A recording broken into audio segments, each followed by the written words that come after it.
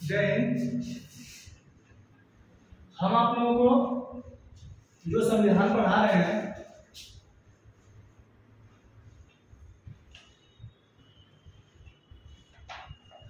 इसमें कल आपको फंडामेंटल ड्यूटीज पढ़ाए थे, मूल कर्तव्य। मूल कर्तव्य कल बताया था आपको। ये सबसे पहले हमारे संविधान में नहीं था। जो मूल अधिकार हम लोग के लिए बनाया गया था, ठीक है, और जो डीपीएसपी बनाया गया था, दोनों ये राज्य के लिए था, ठीक है, ये दोनों राज्य के लिए था। नागरिकों के लिए कोई कर्तव्य मतलब निर्वहन करने के लिए कोई इसमें प्रावधान नहीं था, ठीक है। तो जब इंदिरा गांधी 1975 में आपातकाल लगाई थी, राष्ट्रीय आपातकाल तो उससे पहले भी लगा था। 1971 में जब युद्ध हुआ था बांग्लादेश से, जब बांग्लादेश नहीं था उसमें पाकिस्तान था, जब उससे युद्ध हुआ था उसके बाद भी लगा था, ठीक है। लेकिन 1975 में फिर दोबारा लगा राष्ट्रीय आपातकाल। तो नागरिकों के कर्तव्यों को निर्वहन करने के लिए उन्होंने कुछ ऐसा अपने दिमाग में सोचा कि कुछ ऐसा नियम, कुछ ऐसा प्रावधान किया जाए जिससे यहाँ के नागरिक भी अपना कर्तव्य समझें, ठीक है। यहाँ के नागरिक जो है वो खुद का कर्तव्य समझे कि नहीं, ये हमारा भी कुछ कर्तव्य है, हम भी अपने इस देश के प्रति कुछ न कुछ करें, ठीक है। तो इसीलिए इसको जो है आपके संविधान में शामिल किया गया। तो इसके लिए कौन सा संविधान संशोधन था?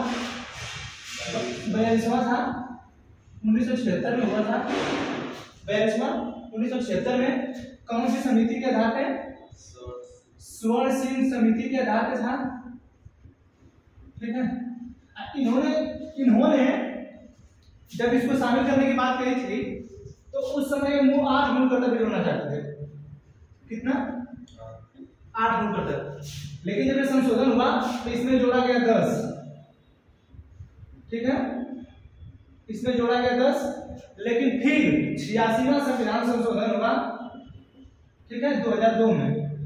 अच्छा, 86वां संविधान संशोधन इसलिए हुआ क्योंकि इसमें नागरिकों के कर्तव्य को बताया गया है कि ये आपका कर्तव्य, इसको आपको करना है। तो जब नागरिक हैं आप, तो आपके बच्चे होंगे ही होंगे, तो उसी कर्तव्य को बताया गया कि आप जो है अपने बच्चों को, जो 6 से 14 वर्ष के बच्चे रहेंगे, उनको आप क्या करेंगे? शिक्षा देंगे, जो राज्य के अंतर्गत स्कूल या कॉलेज आएंगे, ठीक है।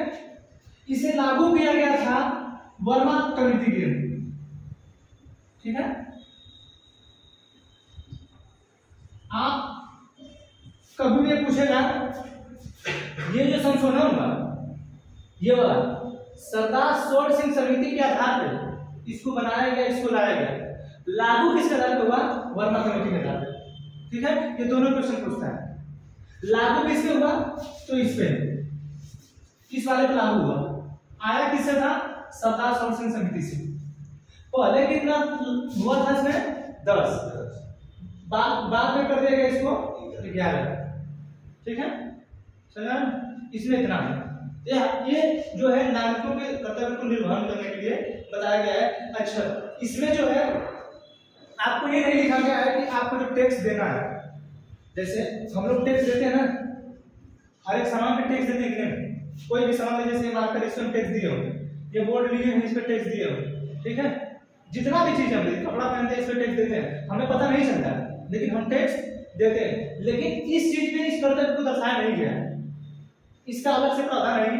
आप जानते हैं जो है, आगे जब पढ़ाएंगे आपको, तो उसमें हम लोग जब टैक्स के बारे में पढ़ेंगे इकोनॉमी में, ठीक है, तो जो ये टैक्स हम देते हैं इसमें हमको जो है बाध्यता नहीं की गई है, ठीक है। लेकिन हर व्यक्ति टैक्स देता है, ठीक है। तो इसमें जो टैक्स पूछता कभी कभी क्या कर अदायगी की बात की गई है कि नहीं इस बारे में, ठीक है।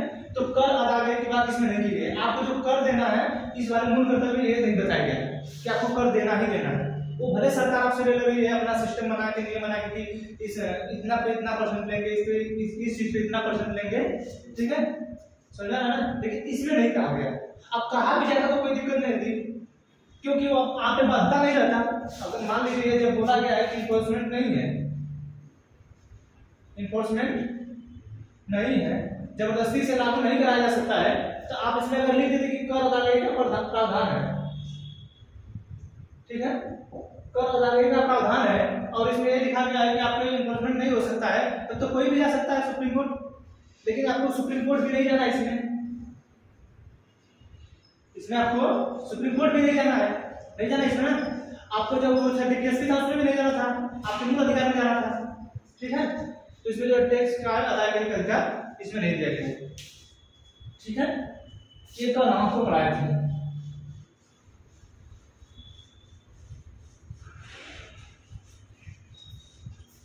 आज हम पढ़ाएंगे आपको संघ, ठीक है। वो है 52 से 151 तक।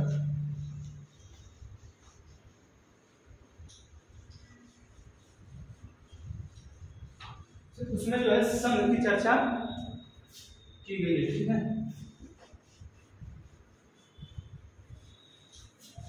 अब आप पढ़ेंगे भाग 5, इसमें संघ की चर्चा है, मतलब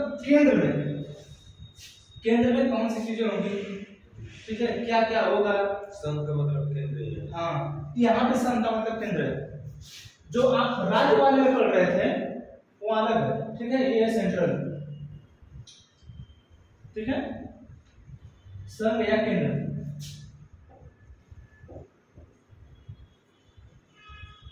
अब जो राज्य वाले पढ़ रहे थे हम आपको बताएं कि वहां पे वो जो राज्य है वो अलग है, वहां पे जो संघ दिया है वो अलग है, उसको बता भी देंगे कि कैसे कैसे होता है। यहाँ पे जो आप पढ़ेंगे ये अलग होता है, ठीक है। तो जब संघ बनाने की बात चल रही थी, जो हमारे संविधान निर्मात्री लोग थे, जब संविधान को बना रहे थे वो लोग, तो उन्होंने सोचा कि हम अपने यहाँ कौन सी प्रणाली अपनाएं जो हमारे यहाँ सुटेबल हो। जैसे कहीं जो है तानाशाही शासन है, कहीं पे है जो अध्यक्षात्मक शासन है, कहीं पे संसदीय प्रणाली है, ठीक है। जैसे रूस तानाशाही है, वहां पे जो पुतिन जो है अपने हिसाब से काम करते हैं, चाइना सी जिनपिंग अपने हिसाब से काम करते हैं, नॉर्थ कोरिया का वो जो है पता नहीं क्या नाम है, कोई नाम है उसका, नाम ही नहीं आ रहा, जो है नॉर्थ कोरिया का वो, ठीक है, किम जोंग, वो जो है अपने मन से काम करता है, यानी वहां पे तानाशाही शासन है। आपका अमेरिका है, अध्यक्षात्मक शासन है, ठीक है, वहां पे राष्ट्रपति के ज्यादा चलते हैं, लेकिन हमारे यहाँ राष्ट्रपति की नहीं चलती, हमारे यहाँ जो है प्रधानमंत्री ज्यादा चलते हैं। आप लोग कभी नहीं सुने होंगे कि हमारे यहाँ राष्ट्रपति जो है किसी भी चीज का उदाहरण रखते हैं, कभी सुने? जब भी आप सुनेंगे तब प्रधानमंत्री ही उदाहरण कर रहे हैं, चाहे वो किसी नाले का उदाहरण करना हो, चाहे किसी सड़क का उदाहरण करना हो, चाहे छोटे से किसी चीज का उदाहरण करना हो, जब भी कर रहे हैं तब प्रधानमंत्री जी कर रहे हैं, ठीक है। तो जब वो लोग बना रहे थे तो उन्होंने सोचा कि हम कौन सा सिस्टम लाएं, ठीक है, हम कौन सा सिस्टम लाएं जो हमारे लिए सुटेबल हो। हमने अपने प्रस्ताव में लिख दिया कि हम लोकतांत्रिक गणराज्य की बात करते हैं, ठीक है।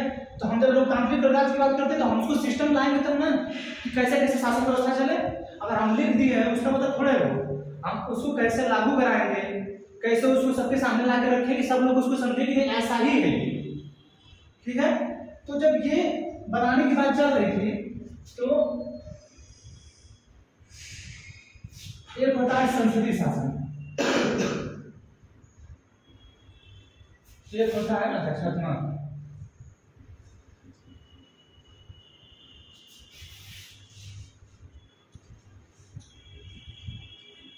ठीक है, ये तीन होगा। अब देखिए संसदीय शासन में हमारे यहाँ इस वाले में हमारे यहाँ लोकसभा है, राज्यसभा है, राष्ट्रपति है, ठीक है। संसदीय प्रणाली में हमारे इतने लोग हैं। यहाँ भी जो इनका शासन है, यहाँ में भी इनका संसद जैसे सीनेट है यहाँ का, ठीक है, यहाँ भी संसद है, यहाँ भी सीनेट है, लेकिन इसका जो मेन मालिक है यहाँ का वो राष्ट्रपति होगा इस वाले में। हमारे यहाँ का जो मेन मालिक है वहां प्रधानमंत्री है, भले ही एग्जीक्यूटिव पावर इनके पास है, कार्यपालिका के औपचारिक प्रमुख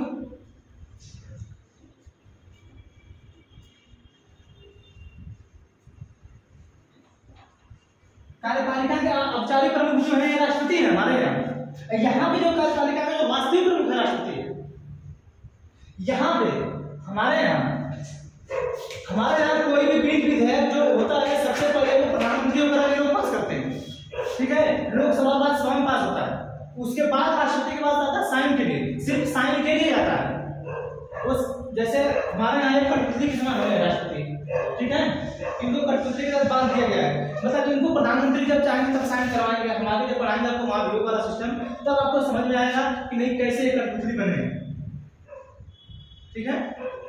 तो हमारे यहाँ जो कार्यपालिका का कार्य प्रमुख है वो राष्ट्रपति है, लेकिन कार्यपालिका के जो वास्तविक प्रमुख है वो है प्रधानमंत्री। यहाँ पे कार्यपालिका का वास्तविक प्रमुख राष्ट्रपति होता है, और यहाँ जानते हैं कि सब एक ही है, ठीक है। तो इस वाले में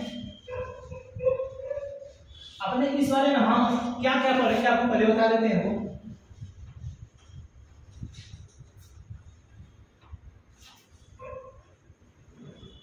देखिए बस समझना है कि कौन सा शासन कहां पे चलता है, ठीक है। अब जैसे हम बताएं आपको अध्यक्षीय शासन, ठीक है, संसदीय शासन, तानाशाही शासन, तो आप उसको समझिए कि जो है संसदीय शासन क्या है, संसदीय शासन में होता क्या क्या है, जो अध्यात्मक शासन है उसमें क्या क्या होता है, जो तानाशाही शासन है उसमें क्या क्या होता है, क्या संसदीय शासन में जनता की चलती है कि नहीं चलती है, जो अध्यात्मक शासन है उसमें जनता की चलती है कि नहीं चलती है, तानाशाही शासन में उसमें जनता का चलता है कि नहीं चलता है, ये सभी चीजों को देखना है। आप जब भी कभी आपको इसमें मेंस वाले में लिखने के लिए आता है तो आपको लिखना पड़ेगा संसदीय शासन की व्यवस्था क्या है, अध्यात्मक शासन की व्यवस्था क्या है, तानाशाही की व्यवस्था क्या है, लाल पिताशाही क्या होता है, ये सभी चीजों को आपको लिखना पड़ेगा। आप भले प्रीलिम्स के लिए आप जो है नॉर्मली क्वेश्चन करके चले आएंगे, जब उसमें मेंस में देता है आपको लिखना पड़ता है। जैसे हमने प्रस्तावना पढ़ाया तुम्हें बताया था कि गणराज्य से 2021 में पूछा था कि मेंस में कि गणराज्य शब्द को समझाइए कि गणराज्य क्या होता है, लोकतंत्र क्या होता है। लोकतंत्र भी दो प्रकार का होता है, प्रत्यक्ष लोकतंत्र, प्रत्यक्ष लोकतंत्र होता है। दो प्रकार का प्रत्यक्ष लोकतंत्र होता है जहाँ पे जनता डायरेक्ट अपने यहाँ काम करती है, जनता अपने यहाँ डायरेक्ट नियम बनाएगी खुद से, ठीक है।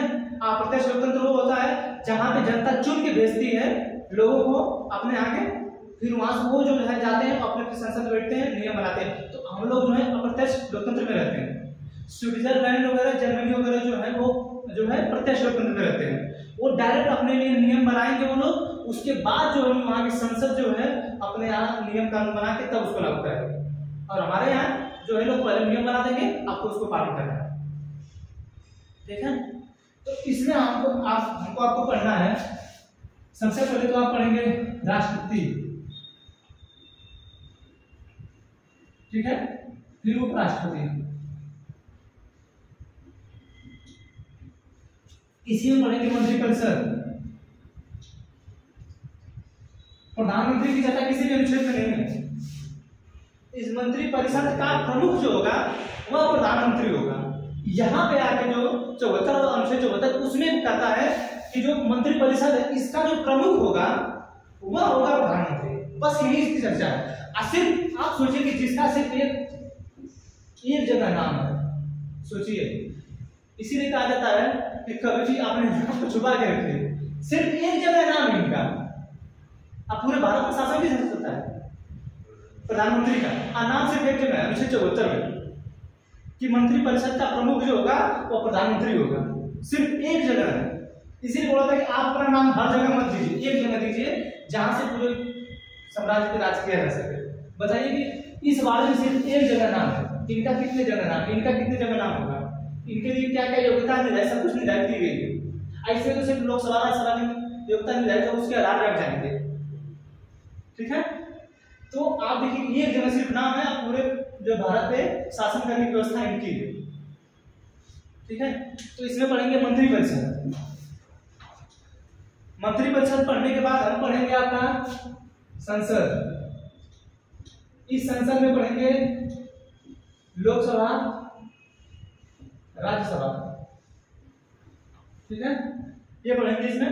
इसके बाद हम पढ़ेंगे आपका महान्यायवादी, ठीक है, महान्यायवादी पढ़ेंगे। इसके बाद हम लोग पढ़ेंगे लोकसभा अध्यक्ष,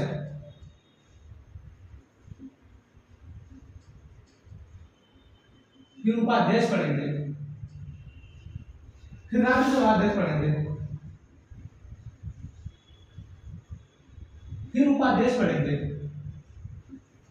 फिर बजट की कुछ चर्चा आएगी, ठीक है, बजट की चर्चा आएगी। इसमें इसके जो नीतिगत प्रस्ताव, जो कटौती प्रस्ताव, जो भी प्रस्ताव होंगे इस बजट के अंतर्गत आएगा, ठीक है। इसके बाद आप पढ़ेंगे सुप्रीम कोर्ट, ठीक है, इसी में पढ़ेंगे आप सीएजी, ठीक है, controller and auditor general of India, ठीक है, ये पढ़ेंगे आप। इतना और केंद्र राज्य संबंध इसमें पढ़ेंगे, ठीक है, नहीं इसमें नहीं, ठीक है, वो अलग है, वो जो राज्य के पढ़ने के बाद वो अलग है, ठीक है। तो यहां तक आप जो यहां तक इतना पढ़ेंगे इसमें, सिर्फ इस वाले जो है ये आपका अनुच्छेद जो है 52 से लेके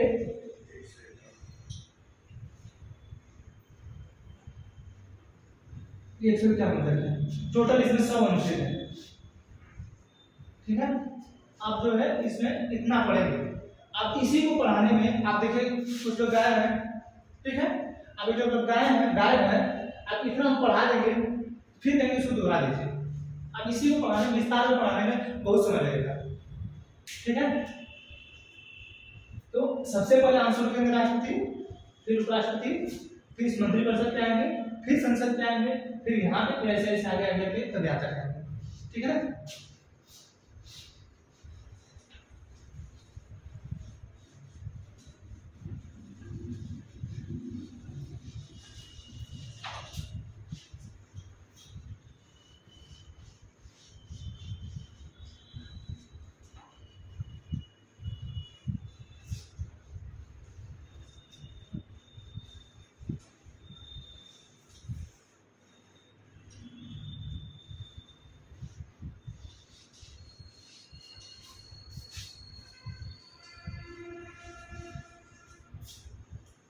अब राष्ट्रपति पढ़ना शुरू करेंगे हम।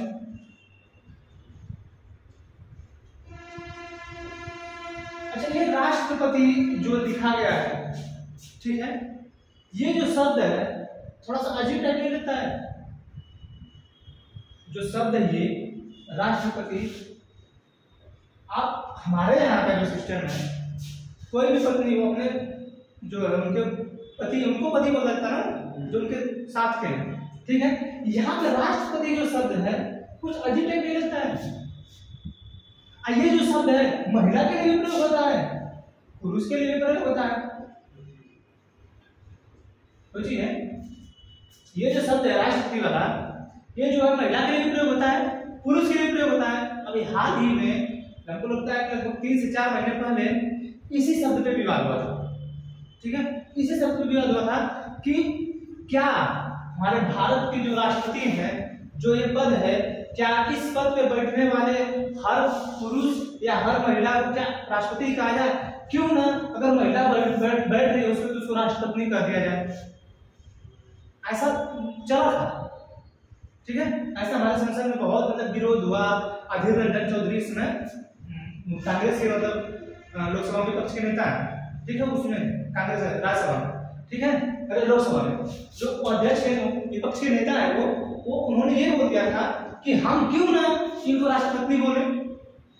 जब हम राष्ट्रपति बोल रहे हैं, ये राष्ट्रपति जो हम बोल रहे थे, क्यों ना इसको राष्ट्रपति बोले, ठीक है। तो बाद में जो है इसको जो है संसदीय विशेषाधिकार के तहत इनको बोलना पड़ा कि नहीं हम गलत शब्द का प्रयोग किए हैं, तो बाद में इनको जो है माफी मांगना पड़ा था कि नहीं अब इसको राजनीति के लिए चल रहा है। अब ये हमको भी नहीं समझ में आता है कि ये नाम रखा क्यों गया है राष्ट्रपति, ठीक है। इस पे विवाद बहुत दिनों तक चला। अब इसमें हमारे यहाँ का सिस्टम है, क्या कार्यकाल है, कैसे चुनाव होता है इनका, कैसे इनको चुन के लाया जाता है, कौन लोग चुनते हैं, ठीक है। अब इनके लिए इनके बारे में सब कुछ पढ़ना है, ठीक है। तो इनका जो प्रोसेस है, इनके लिए देखिए ट्रिक, तो जो ट्रिक पढ़ाया जाता है सभी लोग वही बताते हैं, क्योंकि वही 7 ट्रिक एक ठोक मिला है, और दूसरा कुछ कोई नहीं पा रहा। तो ये जो ट्रिक है ये वाला, शायद जानते भी हो आप लोग, ठीक है। तो कुछ इसको इसके बारे में पता है? हाँ, इसके बारे में पता है? ये नहीं जानते हैं? पता नहीं को बात जो है तो समझ पता है, ट्रिक है। हम लोग जो पढ़े थे इसको, तो पहली बात नहीं समझना है, ठीक है। अब इसमें बोला गया है आपका ये जो यहाँ पे 52, 53, 54, 55, 56, 57, 58, 59, 60, 61, ठीक है। 52 से लेके 61 तक इनका पद क्या होगा? एक कार्यपालिका के औपचारिक प्रमुख हो गए, इनका निर्वाचन, कोटा, कार्यकाल, दोबारा निर्वाचित, योग्यता, इनकी दशा कैसी होनी चाहिए, शपथ लेंगे, महाभियोग, इनकी इसमें सभी की चर्चा की गई, ठीक है, समझा ना। अब देखिए, अब इसी को पढ़ना है। तो अनुच्छेद जो 52 है, अनुच्छेद 52 कहता है कि हमारे यहाँ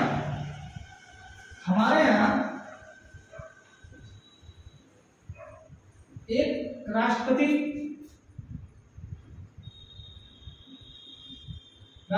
का पद होगा। ये जो होगा ना, इसके लिए प्रयोग होता है शैल बी। अनुच्छेद 52 की तरफ क्या बोल रहा है? हमारे यहाँ एक राष्ट्रपति का पद होगा, और इसके लिए जब इंग्लिश पढ़ेंगे आप, जैसे हिंदी का जो है, जो हिंदी का भाव है उतना सही उभर के नहीं आ पाता है। अब राष्ट्रपति का पद होगा तो होगा, लेकिन जब ये इंग्लिश पढ़ेंगे शैल बी, तो ये शैल बी जो प्रयोग हुआ है ये बताता है कि नहीं, हमारे यहाँ राष्ट्रपति का पद हर समय होगा, तो कभी भी खाली नहीं होना चाहिए, वो एक दिन के लिए भी खाली नहीं होगा। इस चीज को अपने दिमाग में बैठा लीजिएगा कि राष्ट्रपति का पद जो है हमारे भारत के लिए एक दिन भी खाली नहीं होगा। एक दिन की बात कर रहा हूँ, बाकी 6 महीने बाद चुनाव होगा वो अलग होगा, लेकिन एक दिन के लिए भी ये पद खाली नहीं होगा। इसीलिए इसके यहाँ पर होता है शैल बी, ठीक है। और ये जो पद होगा, ये वंशानुगत नहीं होगा।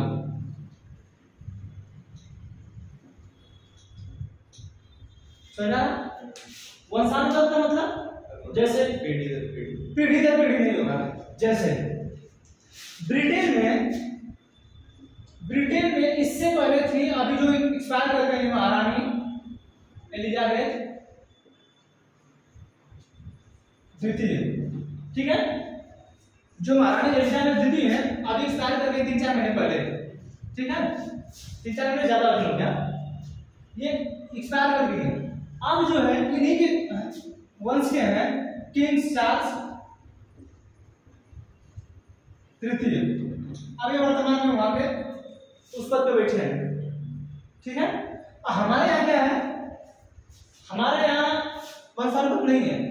इस समय द्रौपदी मुर्मू है, इससे पहले रामनाथ कोविंद थे, इससे पहले जो आपके वो प्रणब मुखर्जी थे, वो उनसे पहले प्रतिभा देवी पाटिल थी, उनसे पहले अटल बिहारी वाजपेयी, सॉरी अटल बिहारी वाजपेयी वो थे जो मिसाइल मैन कराते हैं, अब्दुल कलाम वो थे, ठीक है। तो हमारे यहाँ वंशानुगत नहीं है कि आप जो है इस वंश का पालन करेंगे। ये जो पद लिया गया है हमारे यहाँ, ये लिया गया है ब्रिटेन से,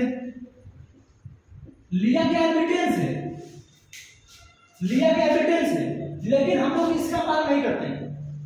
अच्छा ये बताइए, ये लोग ब्रिटेन के है ना, ये लोग तो ब्रिटेन के हैं ना, लेकिन हम इनके इस पद का पालन नहीं करते हैं। हम ये पालन करते हैं कि हमारे यहाँ, जैसे इनके यहाँ जब एलिजाबेथ द्वितीय एक्सपायर हुई थी, उसके मतलब 15-20 दिन या 25 दिनों तक कोई नहीं था उस पद पे, वो पद खाली था।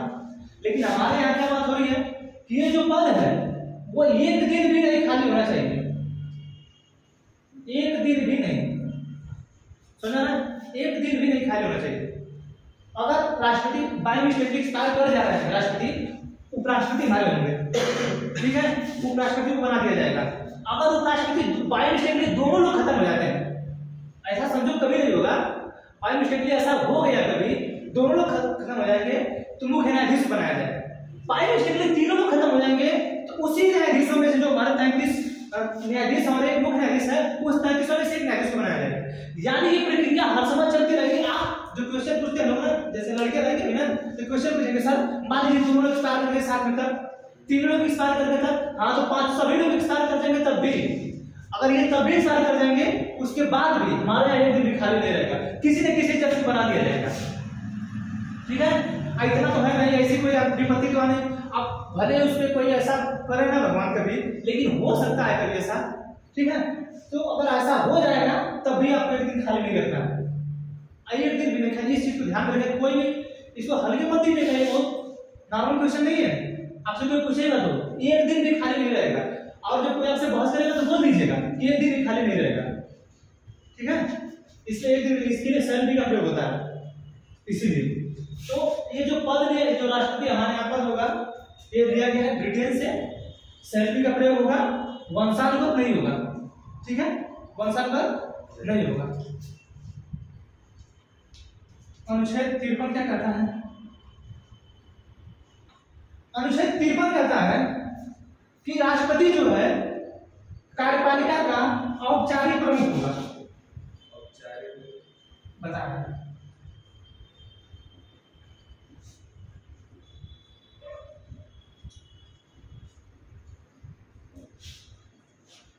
एक औपचारिक हो गया, एक वास्तविक हो गया, ठीक है। वास्तविक प्रमुख जो है हमारे यहां, जैसे हम जब पढ़ेंगे प्रधानमंत्री मंत्रिपरिषद पढ़ेंगे तो उसमें हम बताएंगे कि ये जो राष्ट्रपति हैं, ठीक है, ये जो राष्ट्रपति हैं कैसे जो है मंत्रिपरिषद के सलाह पे काम करते हैं।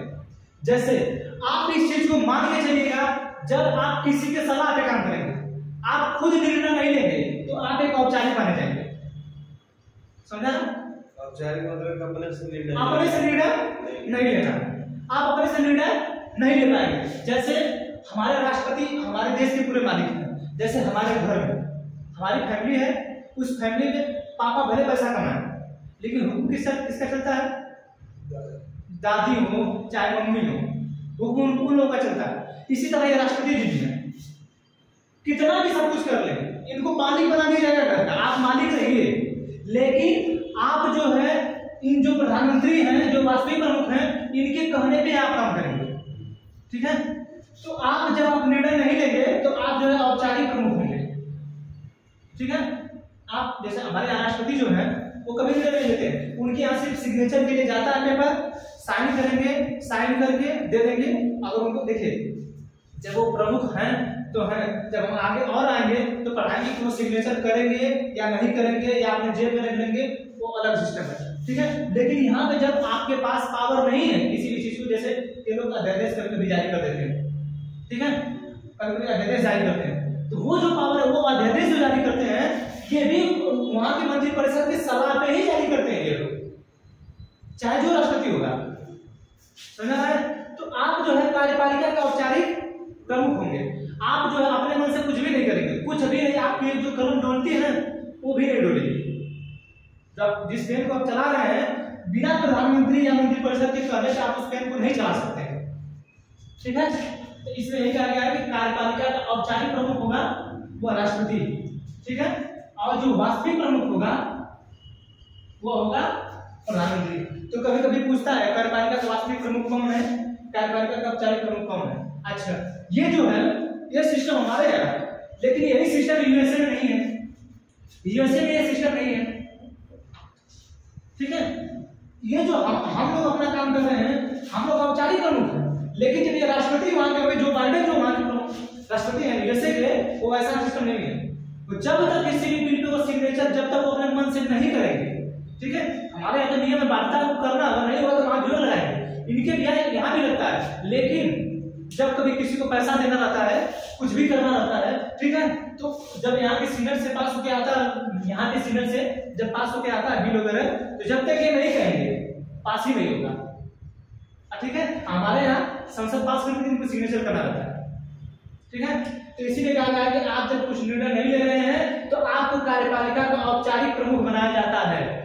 जैसे शादी में कभी कभी मौसा वगैरह आ जाते हैं, ठीक है, वो लोग आए तो सोचते हैं कि हम इसकी पूरे मालिक बन जाए, लड़के के मामा है, लड़के के मामा मौसा, ये लोग जाते सोचते हैं ये लोग फूफा हो गए, ये लोग सोचते हैं कि उस लड़के में ज्यादा अधिकार हो जाए, ठीक है। तो कुछ समय के लिए इनको औपचारिक प्रमुख बना दिया जाता है। निर्णय कौन लेगा? निर्णय जो मम्मी लेंगे उस लड़के की, उसके पापा जो कुछ करना हम करेंगे, लेकिन नहीं होता है कभी इनको सौंप दीजिए बाहर, इनको भार सौंप दीजिए कि ये अपना काम करते रहे, ठीक है। उनको बुरा भी ना लगे, उनको बुरा, जैसे अभी आप फूफा जी हैं, वो उनको ये लगता है कि हमारा मान सम्मान करिए। जब उनकी शादी पहली बार होती है, जब वो किसी भी घर में उनको जब जीजा जी का पद दिया जाता है तो उनको लगता है कि नहीं पूरा सम्मान ही हमको मिल गया, अब हमारी जो है अवनति कभी नहीं होगी। लेकिन एक समय आता है कि वो फूफा जी में बदल जाते हैं, एक समय जब आता है तो फूफा जी में बदल जाते हैं और उनकी अवनति धीरे धीरे उनका पद घटने लगता है, ठीक है। तो वही सिस्टम यहाँ भी है। आप जो है कार्यपालिका के औपचारिक प्रमुख हैं, आप कुछ भी नहीं करेंगे, चाहे कृष्ण द्रौपदी मुर्मू हो चाहे रामनाथ कोविंद थे। रामनाथ कोविंद जी को हमको लगता है कि ये दोनों, ये भी जो राष्ट्रपति जी हैं, चाहे इनसे पहले जो राष्ट्रपति थे, ये दोनों लोग लगता है कि ना कुछ करते भी नहीं क्या। आदेश इतना जारी करवा दिए मैंने मोदी 2014 में, प्रणब मुखर्जी से लेके यहाँ तक रामनाथ कोविंद तक इतना आदेश जारी करा। जैसे कृषि बिल आया था ना, जानते हैं कृषि बिल के बारे में, वो जब आया था कृषि बिल, वो अध्यादेश क्या आया था, तो कोरोना का चल रहा था, उसमें कोई सत्र बैठा नहीं था, मानसून सत्र बैठने वाला नहीं था, ठीक है। जब मानसून सत्र नहीं बैठने वाला था तो 5 जून को इन्होंने अध्यादेश जारी करवा दिया। अध्यादेश जारी करवाया तो वो भी वहां पे मंत्री परिषद की वजह से जारी हुआ है। यानी ये एक भी कुछ भी चीजें जो अपने मन से नहीं करेंगे, इस चीज को ध्यान में रखिएगा।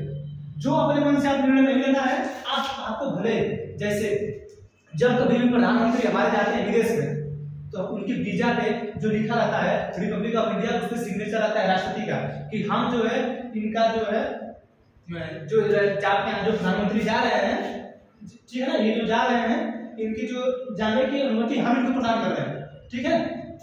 जब आप यहाँ जाएंगे तो इनको कुछ भी होगा तो उसकी जिम्मेदारी हम लेते हैं इसकी, चाहे आप यहाँ कुछ कर रहे हैं तो उसकी जिम्मेदारी हम लेते हैं, ठीक है। लेकिन यही जब हमारे राष्ट्रपति रहती हैं तो उनको कोई जो वीजा पासपोर्ट नहीं बनता है, ठीक है। वो जब जाएंगे तो कभी कभी ऐसा पूछने लगते हैं लोग, जानते हैं क्वेश्चन जब आता है तो उठपटांग क्वेश्चन आने लगता है, तो हर एक चीज का जवाब अपने पास रखिए।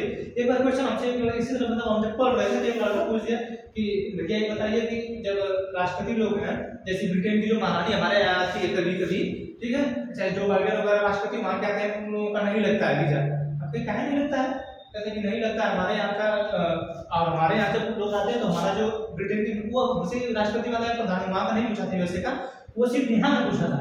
इसलिए पूछा था कि आज तक लोगों के दिमाग में है कि जो भारत है वो 99 साल की लीज पे है आज भी। अभी अरे एक महिला थी, क्या ही बोला जाए उनको, वो बोल रही थी कि किसी को पता ही नहीं है कि ये जो हमारा भारत 99 साल की लीज पे है। अब हम पहले ही बता चुके हैं कि हमारे यहाँ जो कॉमनवेल्थ वाला सिस्टम था, जब हम आपको बता रहे थे कि संपूर्ण प्रभु संपन्नता वाला, उसमें हम बता रहे थे कि कॉमनवेल्थ वाला जब 1949 में गए थे पंडित जवाहरलाल नेहरू, तभी बोल दिए थे कि हम जब चाहेंगे तभी निकलेंगे, जब हमारा मन करे तब निकल जाएंगे। लेकिन फिर भी वो महिला बोलती है सिर्फ भड़काने के लिए। कौन सा हमारा भारत लीज पे है, तो थोड़ा बोल दे तो ब्रिटेन तुरंत एमबेसी के सामने हटा दिया जाएगा सबको। तो सिर्फ भड़काने के लिए किसी के सामने कुछ भी बोल देते हैं लोग, सिर्फ प्रचलित होने के लिए अपने साथ कुछ भी बोल रहे हैं। तो इस चीज को ध्यान रखिएगा कि कार्यपालिका का जो औपचारिक प्रमुख है वो राष्ट्रपति है, वास्तविक प्रमुख कौन है, प्रधानमंत्री, ठीक है।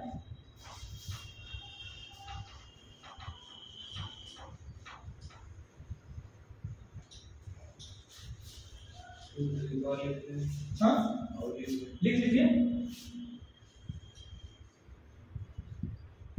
हम तो लिख के देते हैं, क्यों लिखना है, लिखेंगे।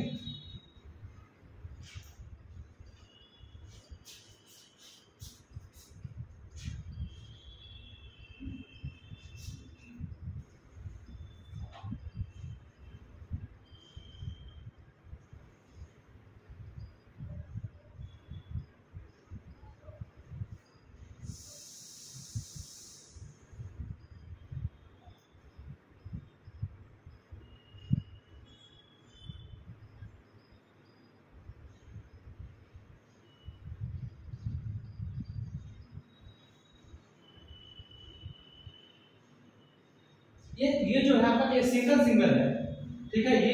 ये जो आपका अनुच्छेद 52 है, ये जो प लिया गया है, प से है आपका पद, ठीक है।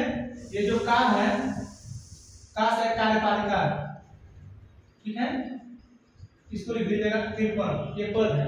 ये जो 54 है आपका अनुच्छेद 54 लिखाएंगे, ये आपका निर्वाचन, ठीक है ना। ये दोनों आ गए समझ में।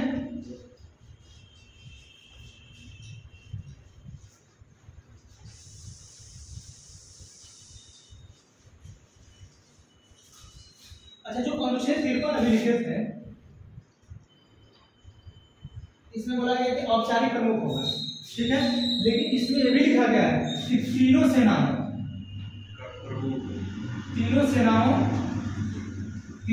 का जो प्रमुख होगा वो राष्ट्रपति होगा, ठीक है, तीनों सेनाओं का जो प्रमुख होगा वो राष्ट्रपति होगा। इसी अनुच्छेद 53 में लिखा गया है, ठीक है, सुना। अच्छा, अब है आपका अनुच्छेद 54। अब इनका निर्वाचन कैसे होता है? अनुच्छेद 54 होता है निर्वाचन। अब इनका निर्वाचन आप सुनते हो। अच्छा, हम लोग जो वोट देते हैं, कभी राष्ट्रपति का वोट देते हैं, कभी राष्ट्रपति का वोट नहीं देते हैं। हम लोग लोकसभा का चुनाव होता है उसको देते हैं, विधानसभा का चुनाव होता है उसको देते हैं। हम लोग कभी राज्यसभा वोट नहीं देते हैं। कभी राज्यसभा वोट दिए, कभी सुने कि राज्यसभा के लिए चुनाव हो उसके लिए वोट दिए हो, लेकिन विधानसभा का वोट होता है तो उसमें देते हैं, विधान परिषद का वोट होता है तो उसमें देते हैं, लेकिन हम राज्यसभा के लिए कभी वोट नहीं देते, ठीक है। तो अनुच्छेद 54 में है कि राष्ट्रपति का जो चुनाव है वो किस तरीके से होगा, उसका जो निर्वाचन है वो किस तरीके से होगा, ठीक है। इसकी चर्चा इसी में है।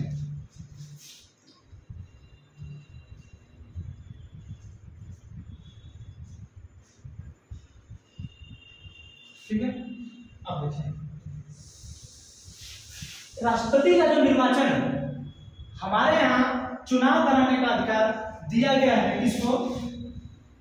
निर्वाचन आयोग को। ये एक संवैधानिक निकाय है निर्वाचन आयोग, ठीक है। ये निर्वाचन आयोग राष्ट्रपति का निर्वाचन चुनाव कराएगी, ठीक है। जब ये चुनाव कराएगी, उस चुनाव के अंतर्गत ये बनाएगी एक निर्वाचन मंडल, ठीक है। क्या करेगी? एक निर्वाचन मंडल का गठन करेगी, ठीक है। इस निर्वाचन मंडल में कुछ लोग आएंगे, जैसे निर्वाचन मंडल हो गया, ये इनकी चुनाव की प्रक्रिया चल रही है, ठीक है। ये निर्वाचन कौन चुनाव कराएगा? निर्वाचन आयोग। ये निर्वाचन आयोग बनाएगा निर्वाचन मंडल। अब इस निर्वाचन मंडल बनाएगा तो इसमें तो कोई होगा तभी तो, जब ये मंडल बन रहा है तो कोई ना कोई इसमें शामिल होगा। इसमें शामिल होता है लोकसभा, राज्यसभा, विधानसभा, ठीक है, दिल्ली एवं पुडुचेरी के निर्वाचित विधानसभा सदस्य। इसमें देखिए नीचे दिख रहा है नहीं, यहाँ नीचे दिख रहा है, यहाँ पर यही दिख रहा है।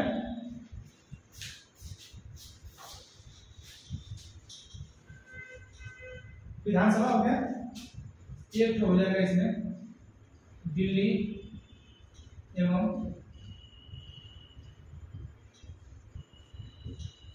ठीक है के निर्वाचित सदस्य। निर्वाचन मंडल में शामिल कौन होगा? लोकसभा, राज्यसभा, विधानसभा, दिल्ली एवं पुडुचेरी के निर्वाचित सदस्य। जब कभी आपसे कोई पूछे कि राष्ट्रपति के निर्वाचन में कौन कौन शामिल होता है, तो आप कहेंगे लोकसभा के निर्वाचित सदस्य।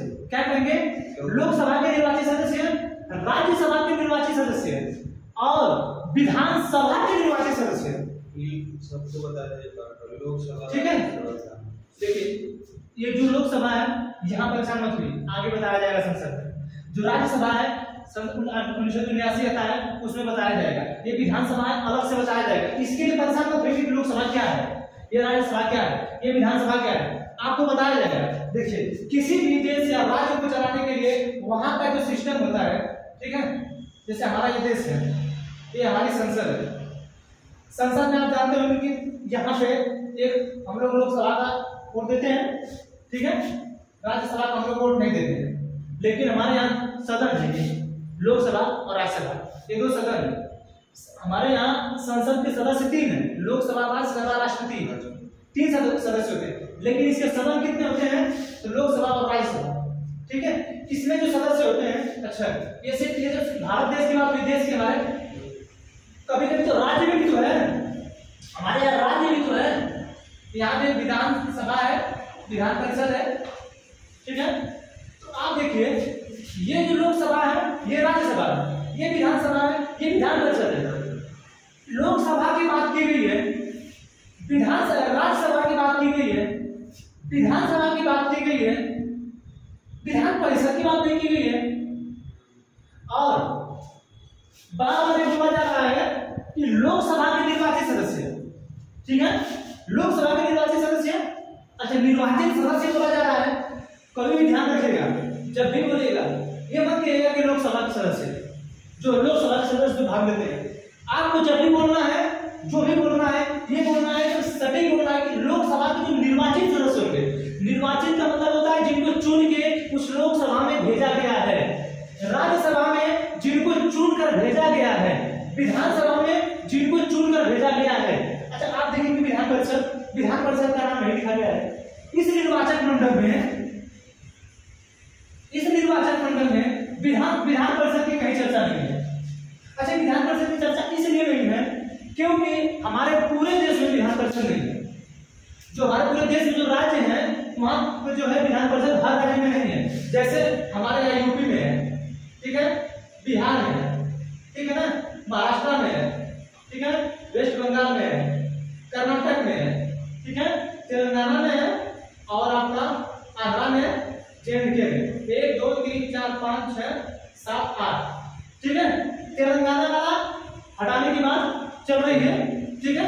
अब इस समय जो वर्तमान में है ये जम्मू कश्मीर वाला, ये जो जम्मू कश्मीर है, हाई इसमें भी जब तक ये अनुच्छेद 370 नहीं हटा था, धारा 370 नहीं हटी थी तब तक यहाँ नहीं था, ठीक है, था यहाँ भी।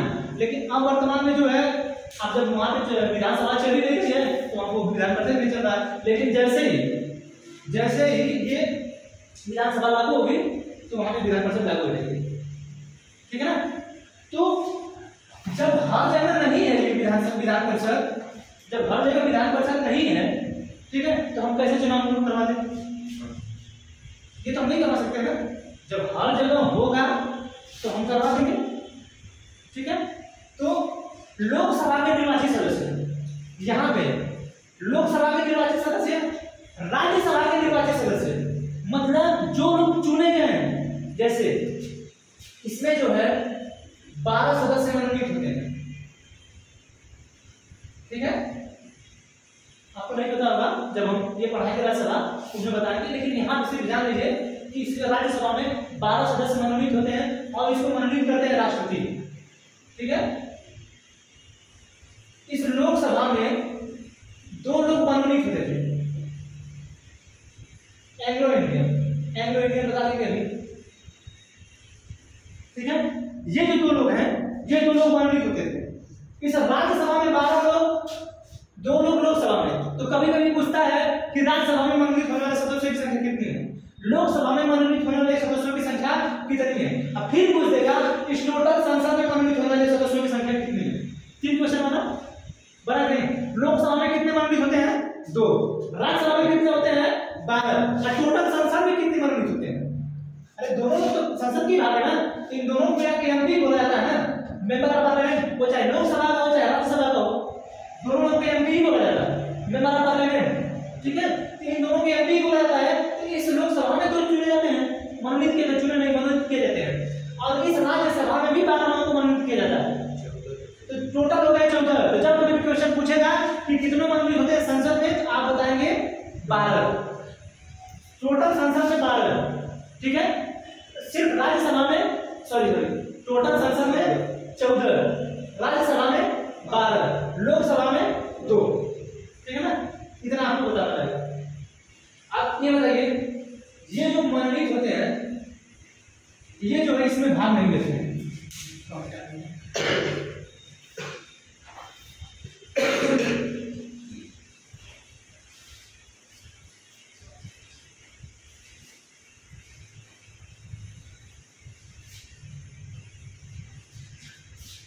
इतना तो हो गया। यहाँ पे इसके नीचे यहाँ पे लिख लीजिए निर्वाचित सदस्य। इस चीज को ध्यान रखिएगा, ठीक है। अब देखिए ये जो 12 सदस्य हैं, 12 सदस्य जो मनोनीत है,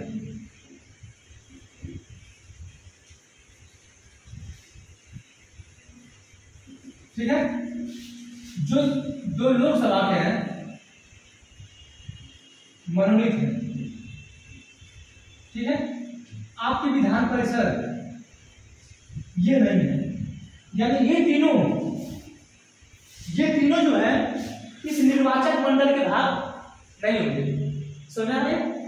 जैसे कभी कभी पूछ देगा क्वेश्चन कि निर्वाचक मंडल के जो है कौन कौन से भाग हैं उसको बताइए, समझा? तो आपको बताना हो वो ऑप्शन में देगा। इसमें तीनों को एक हो सकता है एक साथ दे दे, इसको भी दे दे, कुछ चेंज कर करके दे देगा, ठीक है। तो आपको बताना होगा कि राष्ट्रपति के चुनाव में या निर्वाचन में भाग लेने वाला जो निर्वाचक मंडल होता है उसमें कौन कौन से सदस्य होते हैं। तो आपको ये बताना होगा कि लोकसभा के निर्वाचित सदस्य, लोकसभा में जितने भी निर्वाचित होकर आएंगे, राज्यसभा में जितने निर्वाचित होकर आएंगे, विधानसभाओं से जितने निर्वाचित होकर आएंगे, उन सभी लोगों को आपको जो है बताना होगा। दिल्ली या पुडुचेरी के निर्वाचित सदस्य। अच्छा, क्यों इनको बनाया गया है? क्योंकि हमारे यहाँ और भी केंद्र शासित प्रदेश है, टोटल 8 है, लेकिन 6 में नहीं है विधानसभा, इस 2 में विधानसभा है। जो विधानसभा है जहां पे जनता चुन रही है, तो हम क्यों उसको ले रहे हैं? तो इनको लिया गया है। इस चीज को ध्यान रखिएगा कि निर्वाचन मंडल में जो सदस्य शामिल होते हैं वो सिर्फ निर्वाचित होंगे। निर्वाचन मंडल में कौन शामिल होगा? निर्वाचित। जितने होंगे निर्वाचित होंगे, यानी कहीं ना कहीं से उनका चुनाव हुआ रहा होगा, कहीं ना कहीं से। इतना केयरफुल रहिएगा, कोई भी क्वेश्चन पूछे नहीं दिमाग में आ रहा है, इतना ध्यान रखिए कि निर्वाचित होते हैं, मनोनीत कभी नहीं होगा। अच्छा, मनोनीत क्यों नहीं होगा ये बताइए। ये जो 12 सदस्य मनोनीत है राज्यसभा में, हमारे यहाँ आप देखेंगे अभी जो मैं पढ़ाया हूँ यहाँ पे आगे लिखा रहेगा दोबारा, ठीक है, दोबारा आप चुनाव लड़ सकते हैं। जैसे अमेरिका में जाएंगे तो वहां सिर्फ 2 बार चुनाव लड़ सकते हैं राष्ट्रपति का, एक बार बन चुके हैं, आप एक बार फ्यूचर में और बन सकते हैं, या तो आप लगातार बन जाए, जैसे बराक ओबामा 2 बार बने थे। अगर वहां पे सिस्टम रहा होता तीसरी बार बनने के लिए, तो वो तीसरी बार को बनता उतनी उसकी क्रेडिबिलिटी बन गई, वो इतना अच्छा काम कर रहा था बराक ओबामा, लेकिन 2 ही बार वहां का सिस्टम था, 2 ही बार बना, ठीक है। तो यहाँ पे हमारे यहाँ जो मनोनीत करते हैं, तो हमारे यहाँ सिस्टम ऐसा है कि आप जितनी बार चाहे उतनी बार राष्ट्रपति बन सकते हैं। हम आगे आके जब पढ़ाएंगे, ठीक है, तो उसका दोबारा निर्वाचन हो सकता है नहीं, तो हम पढ़ाएंगे तो उसमें बताएंगे। तो ये जो 12 सदस्य मनोनीत होते हैं, इसमें मनोनीत कौन करता है? राष्ट्रपति, ठीक है। जब राष्ट्रपति मनोनीत करता है और आने वाले फ्यूचर में वोट कौन देता है? यही सदस्य देते हैं, एमपी लोग। क्यों? अच्छा ये बताइए, जो मनोनीत है क्या ये एमपी नहीं होगा? एमपी तो होगा नहीं, अभी मेंबर ऑफ पार्लियामेंट होगा नहीं। जैसे सचिन हमारे जो क्रिकेट खेलते थे मनोनीत थे। पीटी उषा को जानते हैं, वो मनोनीत है, खेल से गई है, ठीक है। अच्छा, मनोनीत उनको किया जाता है जो खेल, कला, विज्ञान, साहित्य के क्षेत्र में पारंगत हो, उनको मनोनीत किया जाता है इस वाले में, ठीक है। तो जो सचिन थे वो भी खेलते थे, पीटी उषा वो भी खेलती थी, ठीक है। ये जो हमारे सुप्रीम कोर्ट के जज में रंजन गोगोई, जिन्होंने राम मंदिर में फैसला दिया है, इनको मनोनीत किया गया है, ठीक है। ऐसे बहुत से सांसद लोग हैं जिनको राष्ट्रपति मनोनीत करते हैं। बताइए कि आज जो द्रौपदी मुर्मू है, किसी 12 लोगों को मनोनीत कर दे, ठीक है। वो जो मनोनीत करने का फैसला वो भी प्रधानमंत्री के मंत्रिपरिषद का ही है। हम आपसे पहले ही बता चुके हैं कि जो कार्यपालिका के सिर्फ औपचारिक प्रमुख है, कार्यपालिका के औपचारिक प्रमुख है, यानी मनोनीत भी करना है तो किसे करना है? मंत्रिपरिषद की सलाह है। लेकिन जब ये 12 सदस्य मनोनीत है, इनको कोई नहीं चुना है, तो ये तो इसी आधार पर पहले नहीं आएंगे कि ये तो किसी के सामने चुन के नहीं आए हैं। दूसरा ये कि हो सकता है कि जो राष्ट्रपति इनको चुना है दोबारा वो फिर खड़ा हो चुनाव में, तो हो सकता है ये 12 लोग वोट दें, तो 12 लोग वोट दें, हो सकता है यही 12 लोग वोट तो जीत जाए। तो ये तो पक्षबाजी हो गई है ना, पक्षधर हो गया नहीं। क्योंकि अच्छा ये बताइए, हम आपको कुछ कर रहे हैं, हम आपके बहुत सपोर्ट में, हम कहीं खड़ा हो रहे हैं, तो क्या किसी दूसरे को सपोर्ट कर देंगे? नहीं कर पाएंगे ना। उसी तरह यहाँ सिस्टम है, यहाँ का सिस्टम वही है। जब जो राष्ट्रपति हैं अगर वो दोबारा चुनाव लड़ेंगे तो ये वोट उन्हीं को देंगे। यानी हमारे यहाँ लोग निर्वाचन आयोग कहता है कि आप जो है किसी के पक्ष में मतदान नहीं करेंगे। हम जब पढ़ाएंगे तो ये बताएंगे कि राष्ट्रपति का जब चुनाव होता है तो कैसे यहाँ के लोग जो लोकसभा सदस्य होते हैं उनपे कैसे ये सिस्टम लागू नहीं होता है। बाकी और किसी भी विधेयक पे वोट देते समय आपको पार्टी की बात माननी पड़ती है। हर एक चीज देखिए, ध्यान में हर एक चीज रहना चाहिए। जब उसमें पढ़ाएंगे तो उसमें बताएंगे कि आप जो है आप पार्टी की बात नहीं मानेंगे तो आपको पार्टी से निष्कासित कर दिया जाएगा, आपकी संसद सदस्यता चली जाएगी, उसमें अलग सिस्टम होता है। लेकिन जब यहाँ चुनाव की बात आती है, वोट की बात आती है, तो यहाँ पे यही कहा था कि आप जो पक्षधर नहीं करेंगे, आप जिसको चाहेंगे, क्योंकि आपको देश का एक मालिक बनाना है, ठीक है। तो आप अपने हिसाब से देख के मालिक बनाइए कौन बन रहा है। ये समझा ना, जो 12 मंडल सदस्य हैं ये नहीं देंगे।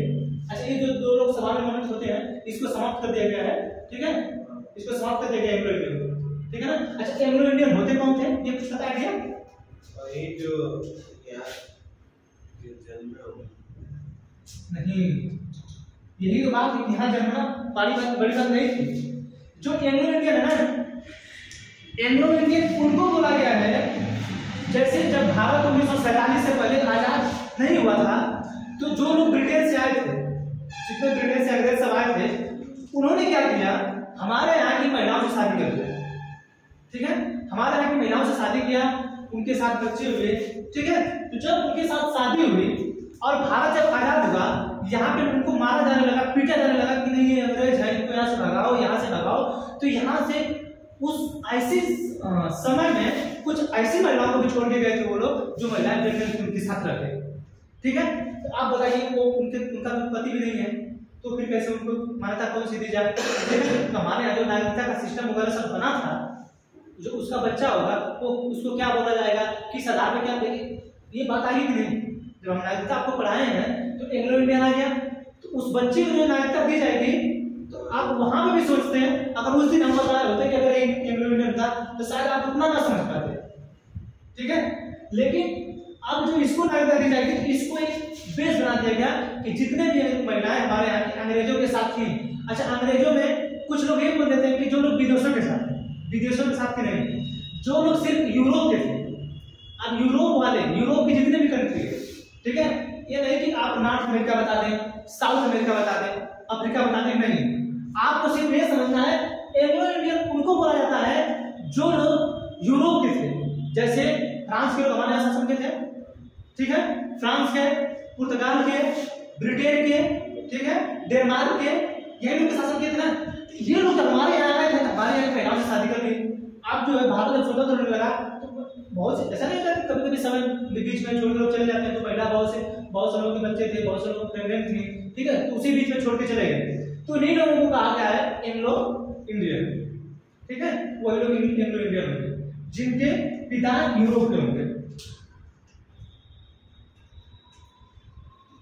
ये चीज ध्यान में रखिएगा, पिता कहाँ होंगे, यूरोप के, और अदर किसी भी कॉन्टिनेंट के नहीं होने चाहिए, कहाँ होंगे, यूरोप के होंगे, ठीक है, वो कहलाएंगे एंग्लो इंडियन।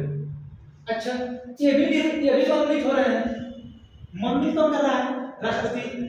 आने वाले समय में फिर चुनाव होगा राष्ट्रपति का, वो दोबारा फिर खड़ा होंगे, इसलिए इसको हटा दिया गया है। अब तो फिर इसको हटा ही दिया गया है, ठीक है, समाप्ति कर दिया गया इसको संशोधन करके, ठीक है। तो निर्वाचन मंडल में कौन कौन शामिल है, लोकसभा, राज्यसभा, विधानसभा के निर्वाचित सदस्य। कौन शामिल नहीं है, 12 मनोनीत सदस्य, 2 लोकसभा मनोनीत सदस्य, विधान परिषद। बीपी का मतलब विधान परिषद। अच्छा, विधान परिषद क्यों नहीं शामिल है, क्योंकि हर राज्य में विधान परिषद नहीं है, ठीक है।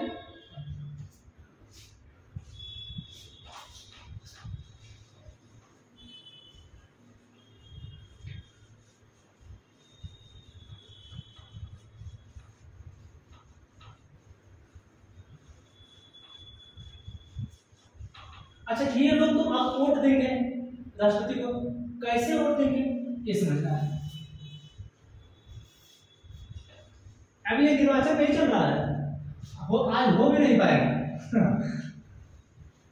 थोड़ा सा बड़ा है, क्योंकि जानते हैं इसमें आपको समझाना है कि पहले तो प्रत्यक्ष होगा नहीं, ठीक है, फिर एकल संक्रमणीय आनुपातिक पद्धति से होता है, उसको समझाना है। फिर उसके बाद इसमें जो एक विधानसभा का जो सदस्य है उसका मत मूल्य कितना होगा, ठीक है, उसके बाद एक जो मेंबर ऑफ पार्लियामेंट है उसका मत मूल्य कितना होगा, इन सभी को विस्तार में बताते हुए तब जाके आप पूरा कंप्लीट होगा आपका राष्ट्रपति का निर्वाचन। ये सिर्फ ये नहीं कि आप अनुच्छेद 54 पढ़ लिए राष्ट्रपति का निर्वाचन काम खत्म, ये सिर्फ छोटे जगह बता दिया गया। जो हम बताएंगे उसमें जो है इतना हम यहाँ पर रखे जितने भी कोचिंग में हम पढ़े थे अपने हिसाब से, जैसे हमको लगा था, जैसे एसएससी वाला सबसे पहले हम लोग पढ़े ना कि यहाँ पे हम लोग जब यहाँ पढ़ रहे थे तो हम लोग सबसे पहले एयरफोर्स के लिए पढ़े, एयरफोर्स के लिए पढ़े। तो जो हमारा सिर्फ उसने नेवी वाले को हुआ, तो वहाँ पे जो ये जो मेरा कहती है ना, कहती है उसका जो मेडिकल होता है बहुत ज़्यादा टफ, थोड़ी सी भी दिक्कत रहेगी आप निकाल लेंगे, थोड़ी सी भी दिक्कत रहेगी। ये जो पैर है बने जा रहे थे, ये पैर मतलब हटा रहे थे, कोशिश कितना भी कर रहे थे नहीं हटे के था, कितना कोशिश कर रहे थे उसके बावजूद भी। जैसे मतलब एक टीचर थे वो बता रहे थे मतलब जब तुम खड़े हो ना तो मतलब इस पैर को जो है थोड़ा सा इस साइड से ऐसे मतलब हटाते हैं, वो तो हटाते थे इसको, लेकिन हम कितना भी कोशिश करते हटे नहीं रहा। और जाते जब मेडिकल होगा कहीं भी आप कहीं अनजाने हैं, जब जाते हैं तो आपकी शरीर कांपती है कि कब क्या होगा, पता नहीं फेल करेगा कि पास करेगा, अब वो उसके हिसाब से ना अपने हिसाब से करेगा, ठीक है। तो हमको डर टाइप लगेगा, अब हम उसको हटाने की कोशिश करना हटे नहीं रहा है, पता नहीं कैसे सामने से उसको पता चल गया कि मैं मुंबई में मेडिकल था, पता नहीं उसको कैसे पता चलेगा कि नहीं वो आप ये और होता है वो लोग का। अरे वो सब मेडिकल करते हैं अपना, उनको पता रहता है कौन क्या है।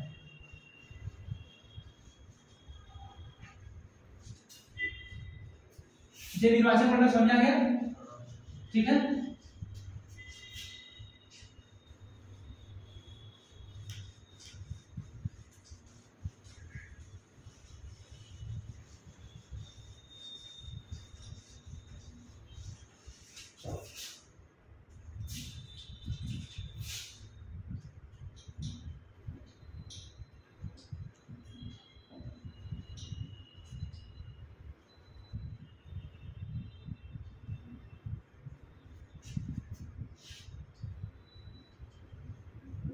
ठीक है, इसमें कौन कौन शामिल है?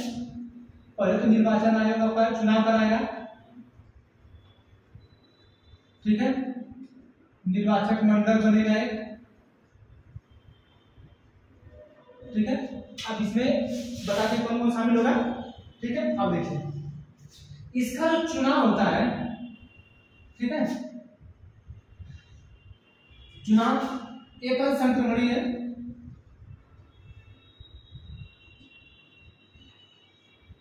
ठीक है, एवं आनुपातिक पद्धति से, ठीक है। जैसे अब देखिए एकल संक्रमणी क्या है, आनुपातिक पद्धति क्या होता है, ठीक है। आप हमारे यहाँ राष्ट्रपति का जब चुनाव होता है तो आप लोग देखते होंगे कि इस समय तो फिलहाल 2 ही लोग उठते हैं, ठीक है। इस बार तो एक महिला थी,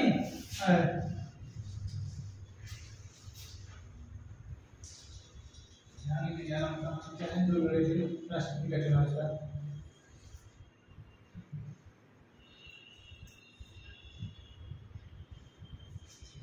इसको समझ लीजिए, आनुपातिक पद्धति, उनका नाम ही नहीं याद आ रहा है।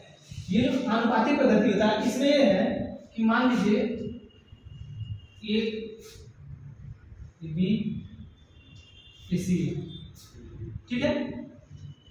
आप जब कभी भी अपने यहाँ वोट देते हैं, वोट दिए कभी नहीं दिए, लेकिन आप कभी फ्यूचर में आपका 18 साल उम्र हो गई होगी तो आप अपने यहाँ वोट देंगे, ठीक है।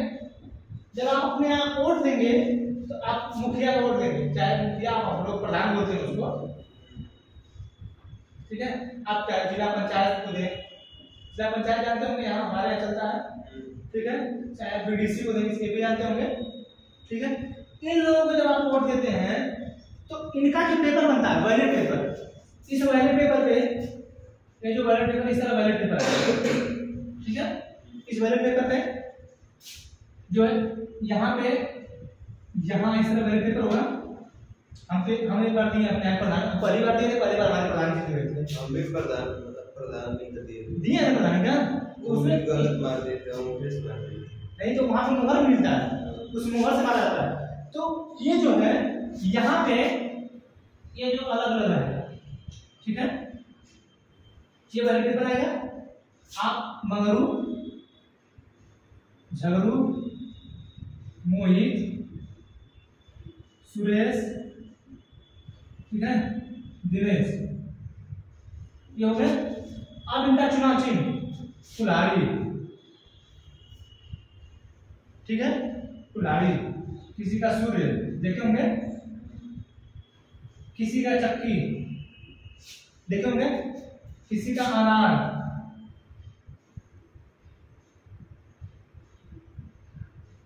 ठीक है, किसी का अनार, किसी का जलता अलाव, ठीक है। आप देखिए, आप जब चुनते हैं, हम जब मुखिया का वोट देते हैं तो हमें जो मुहर मिलती है इसमें चर्चा मौसा बुखार हुआ जो लोग उठे हैं उसमें सिर्फ एक लोगों को वोट देना है, ठीक है।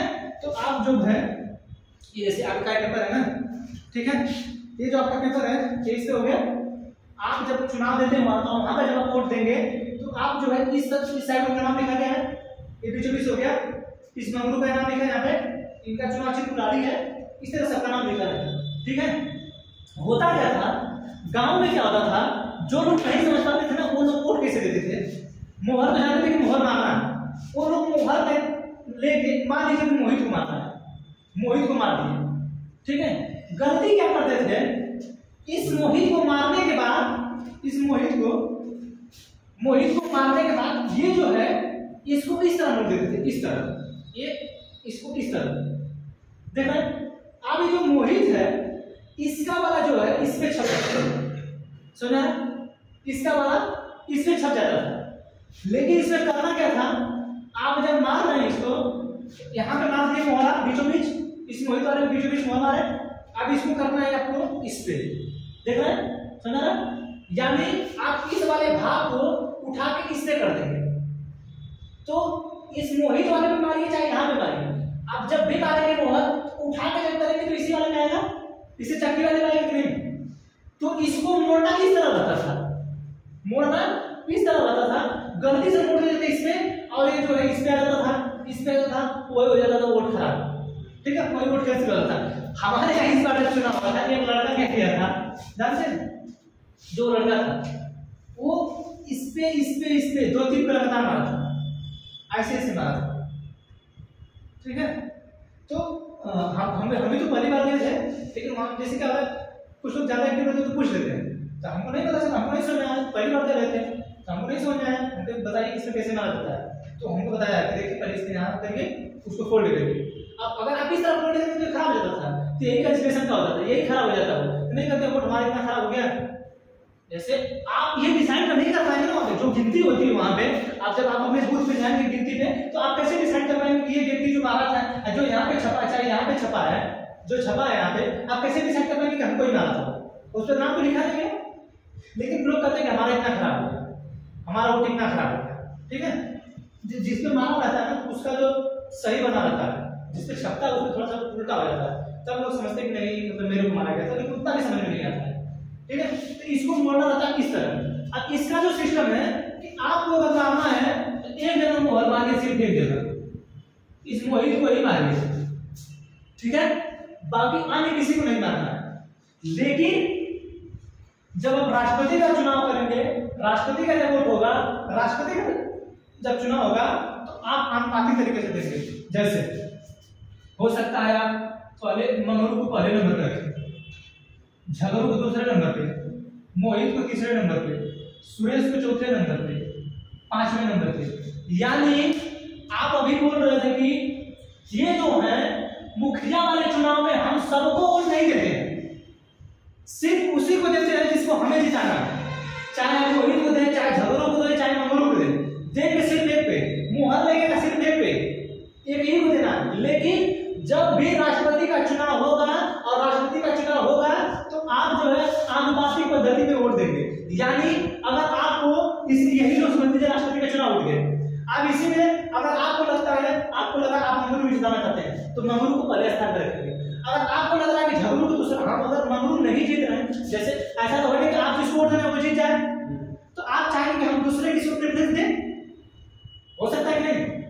अरे हो सकता है कि आप किसी दूसरे को प्रेफरेंस दें। तो पहली बार तो आपने सोचा कि मैं मेमोरी को जिता दूं, फिर आप दूसरी बार में सोच रहे हैं कि मैं झगड़ू को जिता दूं, तीसरा सोच रहे हैं कि अगर ये दोनों नंबर है तो ये जीत जाए, अगर ये ना जीते तो ये जीत जाए, ये ना जीते तो ये जीत जाए।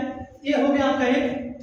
दूसरा है जो दूसरा कोई बंदा है, जैसे मैं ही मान लेता हूँ, मैं सोच रहा हूँ कि आप इनको दिए हैं, मैं सोच रहा हूँ कि मैं मोहित को जिताऊंगा, तो मैंने मोहित को 1 नंबर पे रखा, ठीक है। इसको रखा मंगरू को 2 नंबर पे, ठीक है। इसको झगड़ू को रखा 3 नंबर पे, दिनेश को रखा 4 नंबर पे, सबसे लास्ट में जिताना हो सुरेश को 5 नंबर पे। यानी जिस मुखिया के चुनाव में हमने 1 लोग को देना था, यहाँ पे हम सबको दे रहे हैं, यानी सबको हमको वोटिंग करना है। यही होता है अनुपातिक पद्धति। जैसे तीसरा देख लीजिए, सभी लोग को समान वोट नहीं देंगे ना। देखिए हो सकता है कि कोई और मान लीजिए, हो सकता है कोई फिर मंगरू को पहले नंबर पर रखना चाहता हो सकता है मोहित को दूसरे नंबर पर रखना चाहता हो, ठीक है। हो सकता है झगड़ू को चौथे नंबर पर रखना चाहता हो, इनको हो सकता है कि तीसरे पर रखे और इनको रखे 5वें पे, ठीक है। अब देखिए आप जो अनुपातिक पद्धति का जो पालन कर रहे हैं, देख रहे हैं अनुपातिक पद्धति हो रहा है, आप इसमें यह देखना है कि एक इनको पहला स्थान मिला, इनको दूसरा, इनको तीसरा, इनको चौथा, इनको 5वां।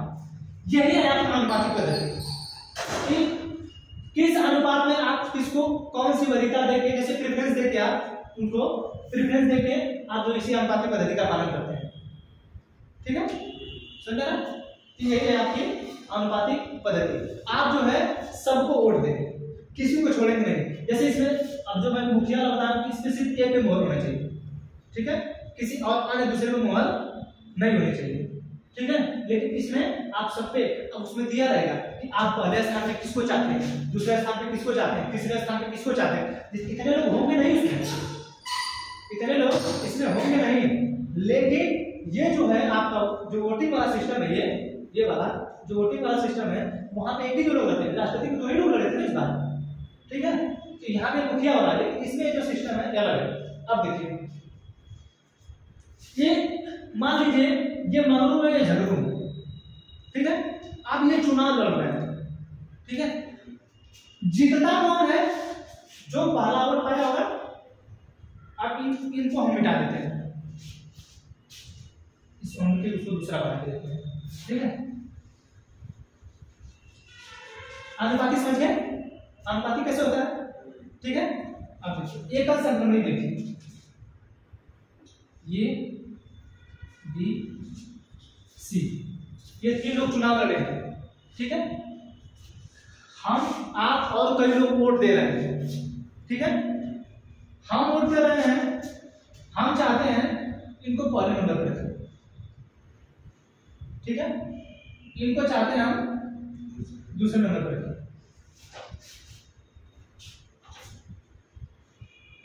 इनको चाहते हैं हम तीसरे नंबर पे, ठीक है। इनको चाहते हैं हम पहले नंबर पे, इनको चाहते हैं दूसरे नंबर पे, इनको चाहते हैं तीसरे नंबर पे, फिर इनको चाहते हैं हम पहले नंबर पे। वोट दे रहे हैं लोग ना, तो हमको प्रेफरेंस करना है, तो अनुपातिक पद्धति अपना है कि नहीं। जैसे ये जो पहला बंदा है, एक को पहला प्रेफरेंस दिया है यहाँ पे, ठीक है। यही वाला हम सिस्टम उठा के यहाँ पे रखते हैं, जो ये वाला सिस्टम, ये सिर्फ नीला से जो लिखे हैं, नीला वाला, ये सिस्टम उठा के यहाँ पे रखते हैं ऐसे ही। इसको समझा रहे एकल संक्रमणी वाला अनुपातिक पद्धति बता दिए किस तरह अनुपातिक पद्धति होगा। आप जो है एकल संक्रमणी वाला सिस्टम समझ लीजिए। पहला जो व्यक्ति है, पहला व्यक्ति वो वोट किया है, पहला ए को दिया है, बी को दूसरा दिया है, सी को तीसरा दिया है। जो दूसरा व्यक्ति है वो ए को दिया 3 नंबर पर रखा है, बी को पहले नंबर पर रखा है, सी को दूसरे नंबर पर रखा है। जो तीसरा व्यक्ति है, जो तीसरा व्यक्ति है वो ए को फिर पहले स्थान पर दिया कि हम इन्हीं को वोट देना, हम इनको जिताना चाहते हैं। फिर ये जो है इनको तीसरा नंबर पर दिया, इसको रख दिया दूसरे नंबर पर। फिर चौथा आदमी ये कर रहा है, फिर ये रखा इसको पहले पे, इसको रखा दूसरे पे, इसको रखा तीसरे पे। फिर 5वां आदमी इसको रखा दूसरे पे, इसको रखा तीसरे पे, इसको रखा पहले पे। अच्छा ये बताइए आगे इसमें जीतेगा कौन? एक वाला कौन जीतेगा? अच्छा आप जब वोटों की गिनती करेंगे तो सबसे पहले आप ये एक बार सबसे ज्यादा एक कौन पाया है, तो सबसे ज्यादा एक कौन पाया, पहला नंबर ये पाया है, यानी ये चुनाव जीत गया। ठीक है, ये चुनाव क्या किया, जीत गया, क्योंकि ये जो है सबसे ज्यादा वोट पा गया। ठीक है, इन लोगों से ये एक को एक ही बार पाए हैं, ये भी एक को एक ही बार पाए, लेकिन ये जो है एक को 3 बार पा गया है। ठीक है, जब कभी हो कि कोई एक जो है, जैसे इसमें ये तो जीत गया है, इसमें किसी को हम चेंज करते हैं, इसको जिताएंगे। ठीक है, तो एक है ना, किसी और को कर देते हैं, इसमें इसको कर देते हैं कि इसको कर देते हैं हम, इसको ये करना है, इसको ये कर देते हैं, इसको 3 कर देते हैं। ठीक है, अब देखिए इसमें सबसे पहले एक कौन ज्यादा पाया है, सबसे ज्यादा कौन एक पाया है, एक सबसे ज्यादा 2 लोग पाए हैं, ये और ये, यानी ए और बी ये दोनों लोग एक एक ज्यादा पाए हैं। ठीक है, लेकिन ये जो सी है सिर्फ एक एक पाया है, यानी एकल संक्रमणी मत का मतलब यही है कि जब कभी जो तीसरा व्यक्ति है, ठीक है, जो अब इससे बाहर निकल गया, इसको बाहर फेंक दिए। ठीक है, जब ये कभी बराबर ना हो, पहले मतगणना में चुनाव न जीते, और एक भी जो है जैसे पहली बार आप जब गिनेंगे तो एक को गिनेंगे, जब कभी गिनेंगे तो एक पहला वोट गिनेंगे, पहला एक वोट जो सबसे ज्यादा कौन पाया है, उसके बाद नहीं हो रहा है, तो जो सबसे कम पाया है, जो सबसे कम पाया है उसका जो वोट है, इसको उठा के इन दोनों पार्टियों में बराबर बांट देंगे, इसका वोट उठा के इसमें बांट देंगे। यही होता है एकल संक्रमण, सिंगल ट्रांसफरेबल। ठीक है, इसको बोलते हैं सिंगल ट्रांसफरेबल। ठीक है, एकल संक्रमण, यानी इस सी वाले का जो बचेगा जो वोट है इन दोनों में उठा के बराबर बांट दिया जाएगा। ठीक है, अब देखिए अब इसमें गिनती होगा, अब गिनती होगा, ये तो पहले चरण की गणना हो गई, पहला चरण गणना हो गया, यानी पहले चरण में कोई जीता नहीं है। ठीक है, अब दूसरे चरण की गणना कर रहे हैं। अब दूसरे चरण की गणना में क्या करेंगे, किसको गिनेंगे, तो गिनेंगे दूसरे वाले को। सबसे ज्यादा 2 कौन पाया है, सबसे ज्यादा 2 कौन पाया है, बी, ये पाया एक बार, यानी बी चुनाव जीत गया। यानी द्वितीय चरण की मतगणना में चुनाव जीता है कौन, सी भी तो 2 बार, नहीं तो सी खत्म हो गया ना, सी को क्या एकल संक्रमणी का मतलब क्या है, एकल संक्रमणी का मतलब ये है कि इनको उठा के इनमें कर देंगे, इनको फेंक देंगे, इनको बाहर निकाल देंगे, ये हट गया। अगर नहीं जो सबसे कम वोट पाता है, तो अलावा जब बिना जो सबसे कम वोट पाता है उसको बाहर निकाल दिया जाएगा, उसको फेंक देगा, बाहर जाएंगे। ठीक है, तो ये तो खत्म हो गए, अब ये दोनों गिनना है। ठीक है, अब इन दोनों में जब तक ये बराबर आएंगे, अच्छा दूसरे बार में जो बराबर मान लीजिए, दूसरे बार में बराबर आते तो दूसरे बार में बराबर आते, तीसरे चरण की मतगणना होती है। ठीक है, तीसरे चरण की मतगणना में वो जीत ही जाता कोई ना कोई। ठीक है, क्योंकि जो मतगणना होती है ये चरण की, ये चरण भी ध्यान रखा जाता है कि कौन से चरण में कौन चुनाव जीता था। ठीक है, समझा ना? तो ये है आपका एकल संक्रमणीय, ये है आपका अनुपातिक पद्धति। ठीक है, अनुपातिक पद्धति यही हो गया जो ये समझा रहे थे हम, तो मुखिया से लेकर समझा रहे थे, यहाँ पे अनुपातिक हो गया, पहले पेज पर रखा है, फिर 2 पे, फिर 3 पे, होने गया अनुपातिक। एकल संक्रमणीय हो गया, किनको उठा के बांट देंगे। ठीक है, यही एकल संक्रमणीय। बाकी और आपको कल बताएंगे इसके बारे में कि ये कैसे होता है, कैसे एक एमपी का मूल्य निर्धारित किया जाता है, कैसे विधानसभा का मूल्य निर्धारित किया जाता है। ठीक है, ठीक है, उसको नोट कर दीजिए। अब ये जो है कल बताने का कल अब